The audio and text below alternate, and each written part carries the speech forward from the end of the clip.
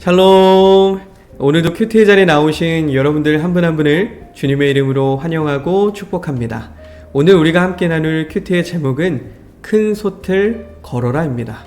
오늘 우리에게 주신 하나님의 말씀은 열왕기하 4장 38절의 말씀인데요. 제가 한번 읽어보겠습니다.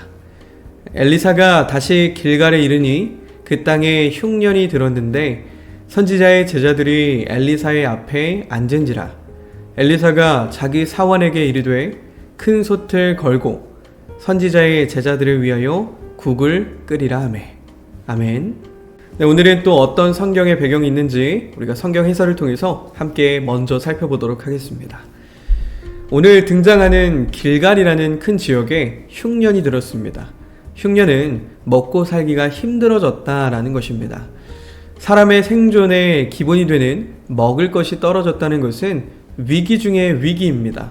이 위기 속에서 엘리사 선지자는 큰 솥을 걸어 선지자의 제자들을 위해서 국을 끓이라 라고 말합니다. 흉년과 큰 솥은 뭔가 어울리지 않는 말입니다. 먹을 것이 없는데 큰 솥을 준비한들 무슨 소용이 있었을까요?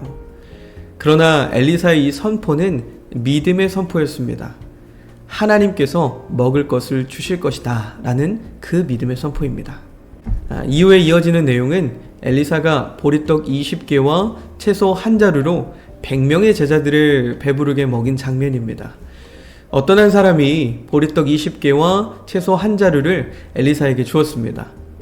오늘 말씀 42절에 보면 이 떡을 처음 만든 떡이라고 표현했는데 이것은 첫 열매로 만든 떡이라는 의미입니다. 율법에는 모든 곡식의 첫 열매를 하나님께 드리라고 되어 있습니다. 그런데 문제는 북이스라엘의 현재 상황입니다. 이 북이스라엘의 첫 번째 왕이었던 여로보암이 백성들로 하여금 금송아지를 섬기게 하였고 이것이 계속해서 이어져서 북이스라엘 백성들이 우상을 섬기는 일이 지배적이었습니다. 이러다 보니까 북이스라엘에는 제사장으로 섬기는 레위인들이 모두 남유다로 이동을 했고 북이스라엘은 이제 정식 제사장을 찾아볼 수가 없었습니다. 이런 영적인 암흑기에 자신이 얻은 첫 열매를 하나님의 사람인 엘리사에게 드려야겠다라고 생각한 그 한 사람이 있었다는 겁니다. 오늘 본문에는 그 이름도 나타나지 않았습니다. 무명의 사람이에요. 그러나 이 사람은 하나님께서 기억하시는, 하나님께서 받으시는 분명한 믿음의 사람입니다. 그래서 오늘날까지 이렇게 성경에 기록되어서 그 내용이 우리에게까지 전달될 수 있었던 것입니다. 사람은 잊어버릴 수도 있습니다. 그러나 하나님께서는 하나님의 사람을 절대 잊지 않으시고 꼭 기억하십니다. 오늘 여러분이 하나님을 믿고 사랑하는 마음으로 어떤 작은 일에 순종하신다면 우리는 그것을 스스로 잊어버릴 수는 있어도 하나님께서는 절대 잊지 않으시고 그것을 믿음으로 받아주십니다. 마태복음 25장의 말씀을 보면 예수님께서 그 마지막 심판의 때에 양과 염소를 나누시고 그 오른쪽에 있는 사람들에게 내 형제 중에 지극히 작은 자 하나에게 한 것이 곧 나에게 한 것이다 라고 칭찬하십니다. 그리고 영원한 생명으로 들어오라고 말씀하십니다. 지극히 작은 자 한 사람에게 믿음으로 사랑으로 행한 것을 하나님께서는 절대 잊지 않으신다는 겁니다. 오늘 여러분이 이런 믿음의 한 사람이 되시기를 주님의 이름으로 축복합니다. 그리고 우리 삶에는 큰 흉년과 같은 어려움이 있을 수도 있습니다. 갑자기 큰 질병이 생길 수도 있고 경제적으로 어려움이 찾아올 수도 있습니다. 또 내 힘으로는 해결할 수 없는 문제가 생길 수도 있습니다. 이 순간에 우리가 필요한 것은 하나님의 은혜이자 하나님의 능력이라는 사실을 잊어서는 안 됩니다. 하나님의 사랑과 하나님의 도우심이 우리에게 절실하게 필요합니다. 문제를 우리의 힘으로는 해결할 수 없다 할지라도 하나님께서는 분명히 길을 가지고 계시고 방법을 가지고 계십니다. 그래서 우리는 하나님의 도우심을 받아야 하고 하나님의 은혜를 받아야 합니다. 그래서 하나님께서 우리에게 요청하시는 것이 하나 있습니다. 그것은 바로 하나님을 향한 믿음입니다.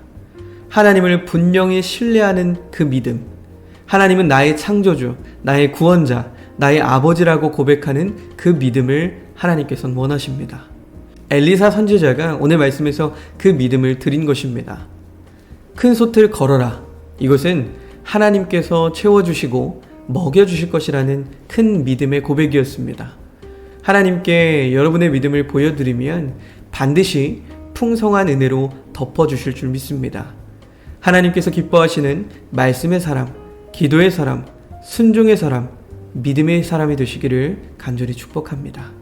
하나님께서 여러분들을 사용하셔서 여러분들이 머무시는 그곳에 회복의 은혜가 더하여지시길 주님의 이름으로 간절히 축원합니다. 자, 이제는 오늘 말씀을 우리의 삶에 적용해보는 적용하기 시간인데요. 우리 적용하기 질문 한번 읽어보겠습니다. 내 삶에서 하나님이 불가능을 가능으로 바꾸어 주신 일이 있다면 무엇인가요? 오늘 이 질문은 우리의 삶 속에서 정말 도저히 해결되지 않을 것 같았던 오늘 엘리사의 상황 같은 그러한 동일한 상황에서 하나님이 이런 불가능을 가능으로 바꾸어 주셨던 간증의 고백들이 있으면 우리가 떠올려보고 다시 한번 하나님께 감사와 영광을 돌리는 그런 시간들이 되기를 간절히 소망합니다. 오늘 말씀을 보면 하나님은 결국 먹을 수 없었던 들호박을 집호박이 되도록 바꾸어 주셨습니다.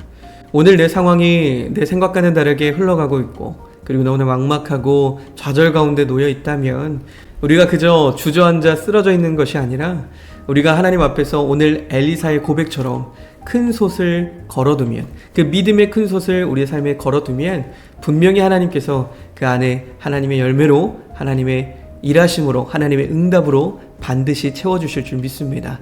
그런 고백 가운데 오늘도 담대하게 하루하루 걸어갈 수 있는 저와 여러분들이 되시기를 주님의 이름으로 간절히 소망합니다. 자, 이제는 우리의 고백을 주님 앞에 올려드리면서 다 함께 기도하심으로 오늘 큐티를 마치도록 하겠습니다. 사랑의 하나님, 우리의 삶이 마치 큰 흉년이 든 것처럼 어렵고 도저히 내 힘으로 해결할 수 없는 상황을 마주할 때가 있습니다. 나는 할 수 없지만 우리 하나님은 전능하신 줄 믿습니다. 오늘 하나님의 말씀을 믿음으로 붙잡고 기도합니다. 하나님께 모든 영광을 돌리는 삶이 되게 해주세요. 예수님의 이름으로 기도합니다. 아멘.